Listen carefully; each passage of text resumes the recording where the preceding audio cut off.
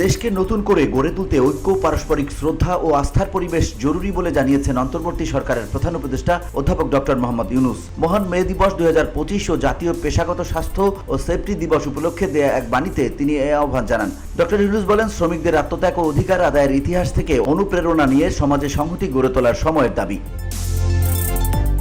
Doctor Yunus বলেন, বিশ্বের শ্রমজীবী মানুষের সঙ্গে সংহতি প্রকাশ করতে বাংলাদেশের দিবসটি যথাযোগ্য মর্যাদায় পালিত হচ্ছে, এটা আনন্দের বিষয়। বাণীতে তিনি বলেন, 1886 সালের 1 মে শিকাগোর হে মার্কেটে শ্রমিকদের রক্তক্ষয়ী সংগ্রামের মাধ্যমে দৈনিক 8 ঘন্টা শ্রম, ন্যায্য মজুরি ও শ্রমের মর্যাদা আদায়ের যে দাবি বিশ্বব্যাপী স্বীকৃতি পেয়েছে, তা আজও শ্রমজীবী মানুষের জন্য প্রেরণার উৎস। তিনি বলেন, এই দিনটি শুধু একটি দিবস নয়, বরং এটি শ্রমিক অধিকারের আন্দোলনের প্রতীক। আমি তাদের প্রতি বিনম্র শ্রদ্ধা ও কৃতজ্ঞতা জানাই, যারা এই অধিকার আদায়ে আত্মত্যাগ করেছেন।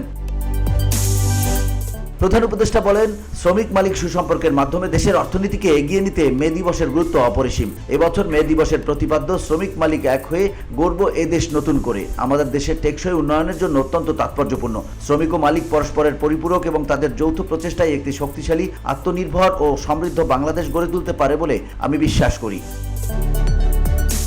VOD Bangla news desk.